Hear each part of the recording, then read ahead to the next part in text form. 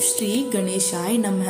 आइए जानते हैं साल 2025 में सकट चौथ का व्रत किस दिन रखा जाएगा। माघ महीने के कृष्ण पक्ष की चतुर्थी तिथि, जिसे हिंदू धर्म में सकट चौथ, तिलकुट चौथ और माघी चौथ आदि भी कहते हैं, जो कि साल की सबसे बड़ी चौथ में से एक मानी जाती है। हर साल माघ मास के कृष्ण पक्ष की चतुर्थी को मनाई जाती है और यह व्रत विशेष रूप से संतान की रक्षा, सुख, समृद्धि और सभी प्रकार के संकटों से मुक्ति पाने के लिए रखा जाता है। सबसे विशेष बात की इस बार सकट चौथ के व्रत वाले दिन भद्रा काल भी लग रहा है और क्योंकि चौथ के व्रत में चंद्र देवता को अर्घ्य देकर व्रत खोला जाता है, तो आइए जानते हैं सकट चौथ की तिथि और शुभ मुहूर्त के साथ साथ भद्रा काल के समय के बारे में। इस बार चतुर्थी तिथि 6 जनवरी मंगलवार सुबह 8:02 से शुरू हो रही है। चतुर्थी तिथि का समापन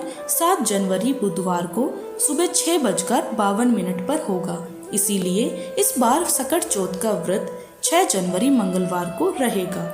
मंगलवार का दिन होने के कारण यह अंगारक चतुर्थी भी होगी, जिसका हमारे हिंदू धर्म में विशेष महत्व है। 6 जनवरी मंगलवार को व्रत खोलने और चंद्रमा को अर्घ्य देने का समय रहेगा रात 9:07 पर। इस दिन ब्रह्म मुहूर्त सुबह 5:37 से 6:25 तक रहेगा।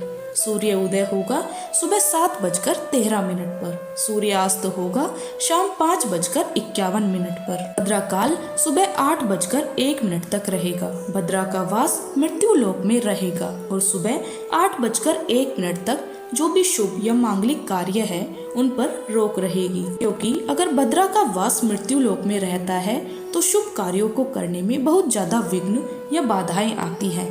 ऐसे में पूजा पाठ तो आप सुबह कर सकते हैं, लेकिन जो लोग भद्रा का बहुत ज्यादा विचार करते हैं वह सुबह की पूजा 8:01 के बाद से कर सकते हैं। इस दिन अभिजीत मुहूर्त दोपहर 12:11 से 12:53 तक रहेगा। दोपहर के समय भी भगवान गणेश जी की पूजा की जाती है, तो इस समय भी आप पूजा कर सकते हैं। राहु काल दोपहर 3 बजे से 4:30 बजे तक रहेगा। सकट चौथ के व्रत में रात के समय चंद्र देवता की पूजा करके ही व्रत खोला जाता है और शाम की पूजा आप इस दिन सबसे शुभ मुहूर्त यानी गोधूली मुहूर्त में कर सकते हैं, जो कि शाम 5:36 से 6:04 तक रहेगा। इसके अलावा आप 7:01 तक भी शाम की पूजा कर सकते हैं। सकट चौथ के व्रत में भगवान गणेश जी और सकटा माता की पूजा की जाती है। सुबह स्नान करके व्रत का संकल्प लेकर फिर दिन भर निर्जला या फलाहार अपनी सामर्थ्य के अनुसार व्रत रखा जाता है। शाम को गणेश भगवान को तिल, गुड़, तिलकुट और लड्डू, दुर्वा आदि अर्पित किए जाते हैं। कथा का श्रवण अवश्य करना चाहिए, क्योंकि बिना कथा के व्रत अधूरा माना जाता है। चंद्र दर्शन करने के बाद ही रात को व्रत खोला जाता है। चंद्रमा को जल और दीप अर्पित करके गणेश भगवान से संतान की दीर्घायु और घर की सुख शांति की प्रार्थना की जाती है। व्रत में नमक का सेवन नहीं किया जाता, केवल मीठा फलाहार ही किया जाता है और पहली बार व्रत प्रारंभ करने वाली महिलाएं अपनी सामर्थ्य के अनुसार इस व्रत को पूरी तरह से निराहार रहकर या फिर जल ग्रहण करके या फल ग्रहण करके भी शुरू कर सकती हैं।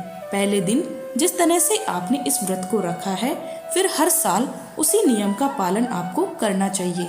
यह थी आज की वीडियो पसंद आई हो तो चैनल को लाइक, शेयर और सब्सक्राइब करना ना भूलें। जय श्री श्याम।